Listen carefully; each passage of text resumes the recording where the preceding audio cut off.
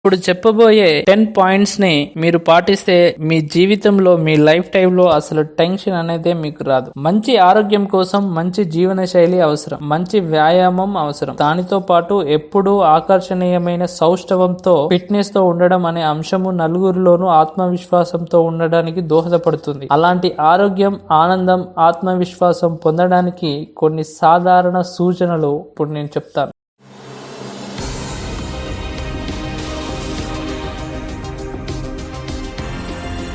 First point, మంచి ఆహారం. ఆరోగ్యకరమైన ఆహారం తీసుకోకుండా ఆటగాళ్లకు ఉండే సౌష్ఠవం సాధ్యం కాదు. మంచి బ్రేక్ఫాస్ట్, ఓ మోస్తారుగా మధ్యాహ్న భోజనం, రాత్రి వేళ తీసుకునే ఆహారం మితంగా ఉండేలా చూసుకోవాలి. దాంతో పాటు పోషకాలు ఉండే ఆహార పదార్థాలు తీసుకోవాలి. జంక్ ఫుడ్ ను పూర్తిగా మానేయాలి. రాత్రి 10 గంటలు దాటాక ఆహారం తీసుకోవడం సరికాదు. ఇక రెండవ పాయింట్, వ్యాయామం. వ్యాయామ నియమం తప్పక పాటించండి. వారంలో 5 రోజులు వ్యాయామం చేయాలన్న నియమం తర్వాత ఎట్టి పరిస్థితుల్లోనూ దాన్ని తప్పకూడదు. ఇక మూడవ పాయింట్, నిర్ణయాల విషయంలో సూచనలు. మనం ఏవైనా నిర్ణయాలు తీసుకునేటప్పుడు అవి ఆచరణకు సాధ్యమేనా అన్న విషయం ఆలోచించండి. మనం తప్పక ఆచరించగలమనే అంశాలనే ఎంచుకోండి. వాటిని ఎట్టి పరిస్థితుల్లోనూ అమలు పరచండి. ఇష్టమైన ఆట. నాలుగవ పాయింట్, మీరు ఏదైనా ఆటను ఎంచుకోండి. మీరొక్కరే ఎప్పుడూ ఆటను కొనసాగించలేరు. మీరు ఎంచుకున్న ఆటతో పాటు నిత్యం మీకు తోడుగా వచ్చే పార్ట్నర్ ను కూడా ఎంచుకోండి. మిమ్మల్ని ఆటలో ప్రోత్సహించేలా ఆ భాగస్వామి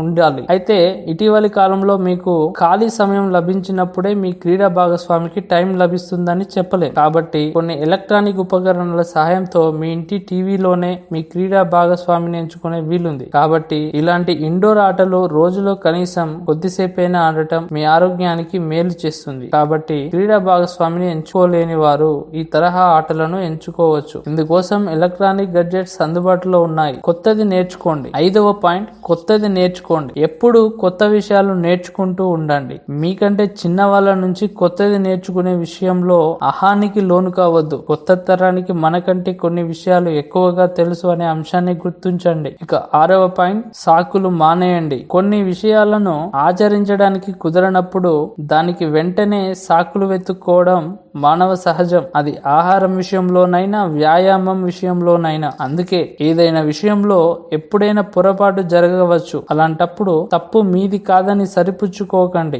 జరిగిన పొరపాటును మళ్ళీ జరగకుండా సరిదిద్దుకోండి. ఇక 7వ పాయింట్, నిత్యం ఆనందంగా ఉండండి. ఎప్పుడు విచారంగా ఉండకండి. మీరు చేసే ప్రతి పనిని ఆస్వాదిస్తూ ఆనందంగా ఉండండి. ఇక 8వ పాయింట్, స్ఫూర్తి పొందడం. మీరు చదువుతున్న పత్రికలు, చూస్తున్న టీవీ కార్యక్రమాల వంటి వాటి నుంచి మంచి స్ఫూర్తి పొందండి. ఇలా నిత్యం స్ఫూర్తి పొందడం ఆరోగ్యాన్ని పెంపొందిస్తుంది. ఇక 9వ పాయింట్, ఓపిక ఉండండి. జీవితంలో ఎంతో ఎత్తుపల్లాలు సహజం. కష్టాలు ఎదురైనప్పుడు నిరాశ చెందకండి. అవి తొలగే వరకు ఓర్పుగా ఉండండి. మీరు ఏదైనా లక్ష్యాలు నిర్ణయించుకున్నప్పుడు అవి తీరే వరకు ఓపిక వహించండి. ఇక 10వ పాయింట్, కుంగిపోకండి. వరుసగా కష్టాలు వచ్చినా కుంగిపోవద్దు. ఏ కష్టము ఎప్పుడు శాశ్వతం కాదు కదా. సుఖం తర్వాత కష్టం, దాని తర్వాత ఆనందం ఎప్పుడు వస్తూ పోతూ ఉంటాయి. ఈ వీడియో మీకు నచ్చితే లైక్ చేయండి, బాగా నచ్చితే షేర్ చేయండి, కానీ సబ్స్క్రైబ్ చేయడం మాత్రం మర్చిపోకండి.